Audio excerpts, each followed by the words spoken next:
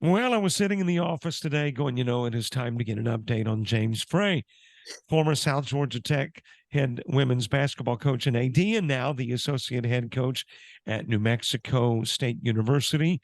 So, Coach, I texted, you answered, and here we are. How you doing? Yeah, I'm well, thank you. It's always good to hear from you.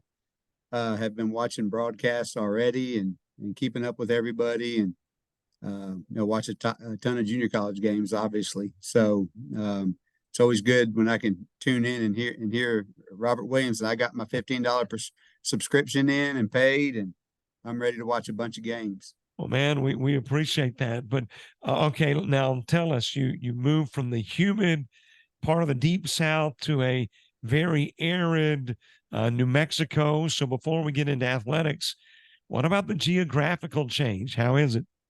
It's better now. When I got here in June, everybody talks about the dry air, blah blah blah, and they're right. It's dry, but 118. I'd go walk across campus at 118 and not sweat, but still be really, really hot. Yeah.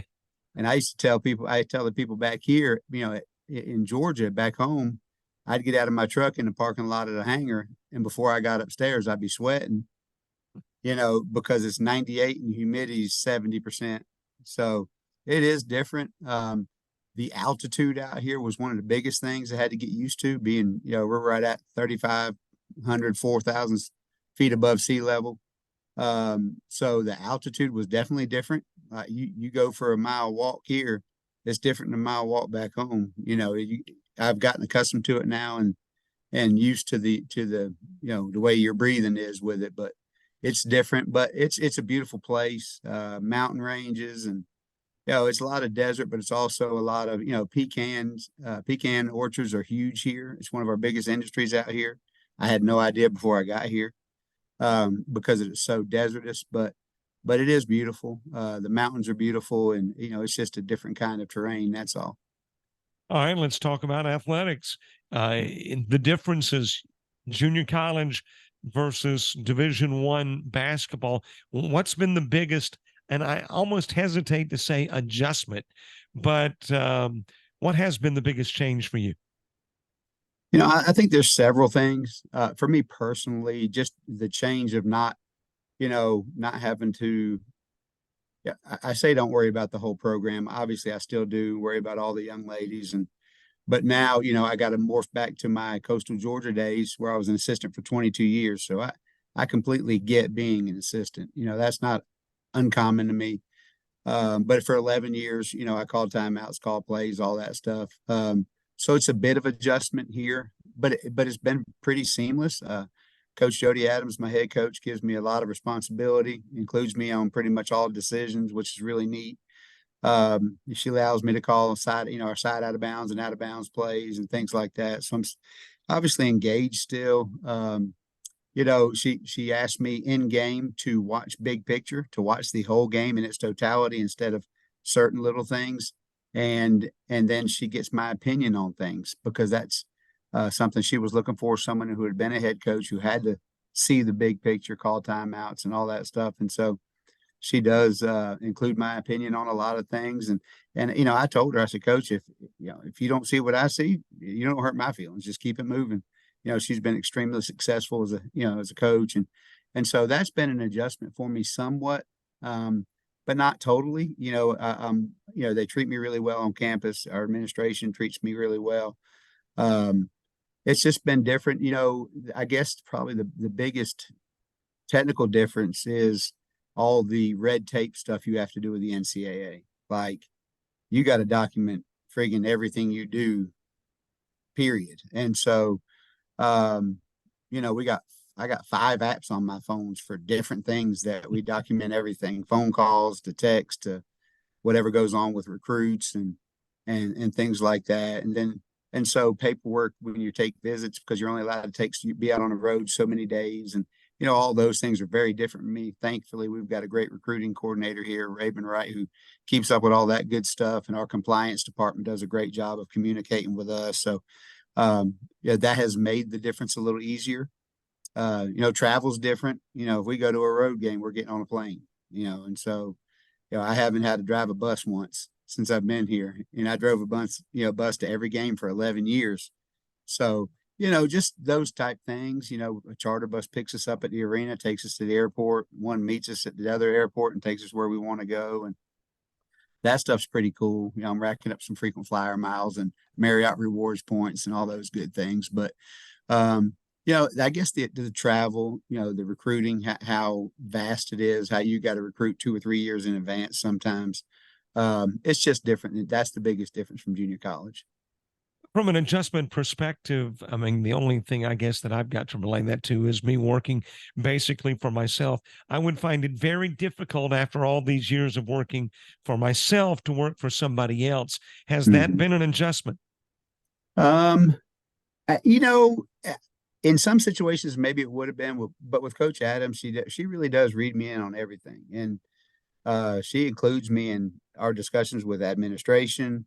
Like if she goes and meets with a group of admin, I'm involved in that conversation. I'm there because I guess because if something were to happen to her, then I'm going to have to help. So I think at the end of the day, she makes it very seamless and including me on a lot of stuff and making me a part of the decision making process, which is really cool. And that I know that doesn't happen everywhere, but she's made it a lot more easy for me, to make this adjustment. You mentioned the recruiting aspect. Does recruiting take you a much further distance away from that apex there at New Mexico State University than it would, say, in Georgia? Yeah, well, I think the biggest difference is summer. You know, summer going to these AAU events and all the other stuff. Coach Adams has put me in charge of junior college recruiting, which makes sense, and international recruiting, which makes sense. So, outside of the summer events and things like that, my focus has been on junior college. We're trying to sign 3, probably more junior college players. So trying to pick the right ones, trying to make sure they fit in our culture and the way that Coach Adams does things. Very much culture oriented, wants really good people who are going to be 2 feet in and really focus on us, and not all the other stuff that goes on nowadays with Division I athletics. So we're trying to make the right decisions, but I bet I've watched 50 junior college games already. I haven't been gone but 2 weeks. And that's circle, encompassed in doing my scouting and my, all the other stuff and the travel, but it's neat. My focus is still on junior college. I still have those relationships with junior college coaches that I've had for so many years that now I'm cultivating on a different level in a different way. But, they know my heart. They know how close we were when I was a junior college coach, and they know it's not fake because there's a lot of fake in our business. You and I have talked about that before. Mm-hmm. There are a lot of familiar faces that came with you to New Mexico, player and coach wise. Tell us about both and how they are doing. Well, I'll start with the coaching staff. Kezia Conyers, who was my assistant for 6 years at South Georgia Tech, we won, or 7 years, and we won 6 championships together at South Georgia Tech, is our assistant to the head coach. So she is kind of Coach Adams' right hand with anything she needs administrative and things like that. And she also works with our guards. Jaron Harris, who was our men's assistant for 2 years, then went on to Chipola, is our director of player development here, and he does all of our individual work with our players and our skill development stuff. And he is so good at that. And he always has been. He was my roommate for 2 years in Americus. He's my roommate in Las Cruces, New Mexico now. But just the attention to detail and all the stuff that you got to put in now is so much different. But he does a tremendous job. And then on the player side of it, Luce Rosing signed before I even came on board. And Luce was a point guard for us, but she's playing the 3-4 for us here.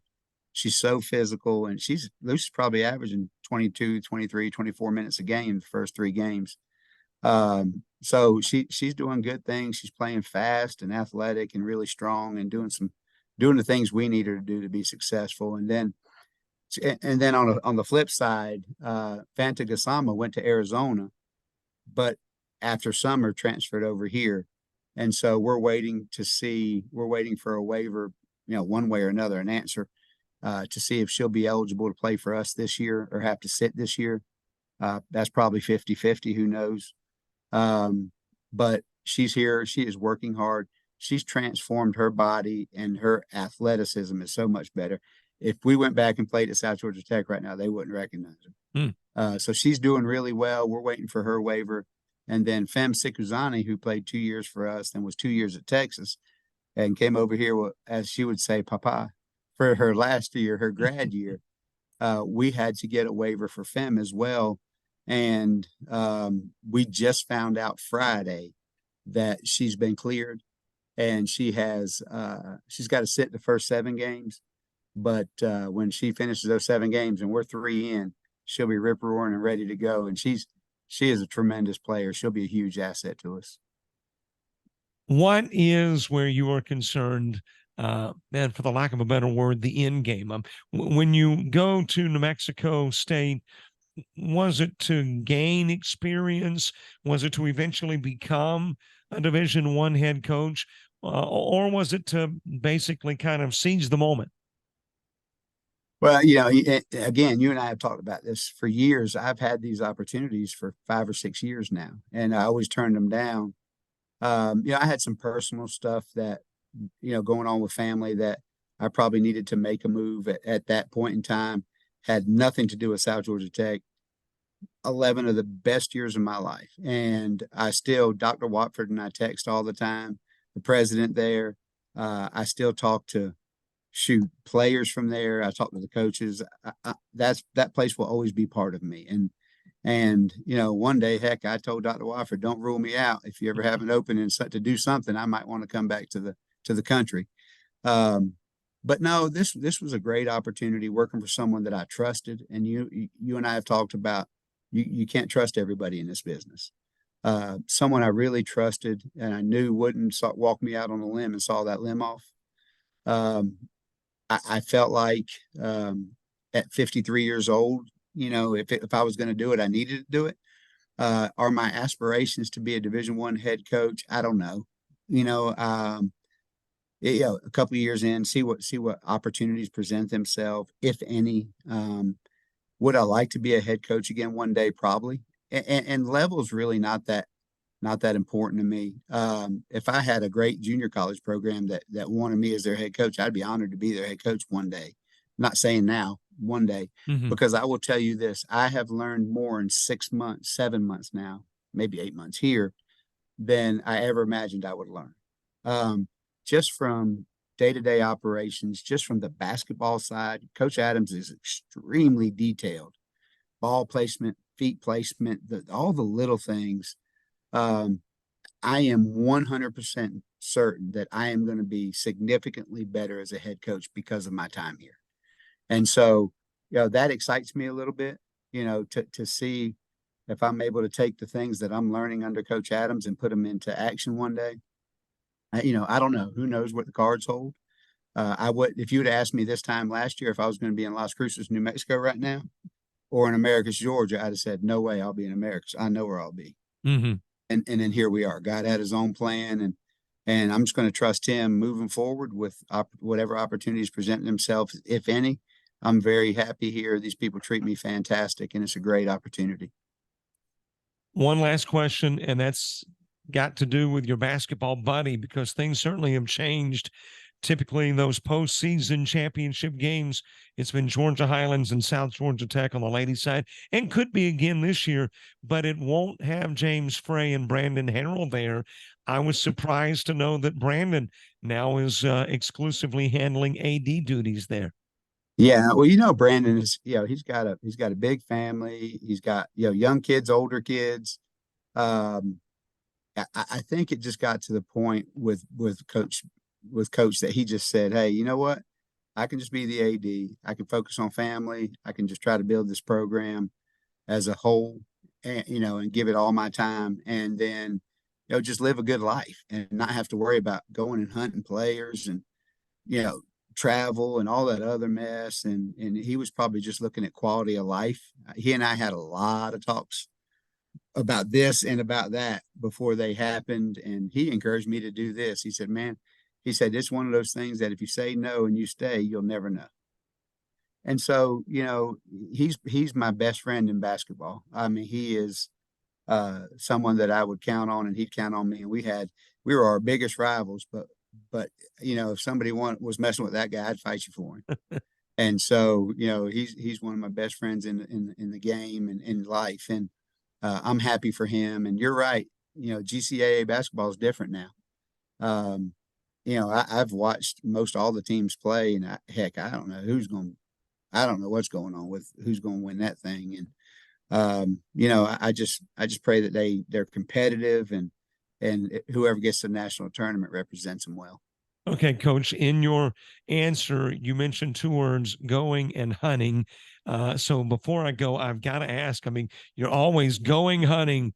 When in Georgia, are you going hunting in New Mexico? I'm not, and it's absolutely driving me insane. Like, I watch hunting shows every night on TV now. And what happens is, out here in New Mexico, they don't have whitetail deer. They have mule deer and elk and all this other stuff, which is wonderful. I was like, oh man, that'd be great. Well, I get out here, and it's not like Georgia where you buy your hunting license and you just go hunt for 3 months and then the season's over. No, here you have to draw a tag to be able to hunt, and those tag drawings are in March. So I just missed it completely. Um, and so I'm just kind of, there's a guy who runs a sports accessory store here whose brother drew a tag, and he said, Coach, we'd love to have you go with us, because it's all spot and stalk and all that stuff out in the deserts and hills, and see what it's like. And I said, heck yeah, sign me up. So I'm gonna go. I'm not gonna be carrying a gun, which is really weird for me. But I'm gonna get to experience it and see it. And I'll put in for some tags in March. I can promise you that. But I don't know. I don't know how all this works. I'm trying to figure it all out. I told my head coach jokingly, I'm gonna move to El Paso. It's only 40 miles away. I'm gonna move to El Paso after this year because they got regular hunting seasons down there. I can go to Texas and hunt wherever I want. So we'll see. We'll see how it all pans out. I miss it though. I really do miss my time in the woods. Coach, great catching up with you. We're going to do this again. Sure. Good luck there in New Mexico, and we'll chat soon. Thanks, Robert. Really appreciate it. Thank you. Yes, sir.